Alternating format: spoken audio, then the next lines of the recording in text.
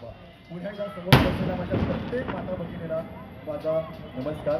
मी मगाशी सांगितलं तुमच्यामध्ये मला मा जिजाऊंचा भास होतो, त्याच पद्धतीने मला तुमच्या प्रत्येकामध्ये मा रमाईचा सुद्धा भास होतो. आणि माता रमाई म्हटलं की त्यागाचं दुसरं रूप, त्यागाचं दुसरं नाव म्हणजे माता रमाई. त्यामुळे आज या सोहळ्याच्या माध्यमातून आई माता रमाईच्या चरणी सुद्धा आपण अभिवादन करणार आहोत या पुढील गीताच्या माध्यमातून.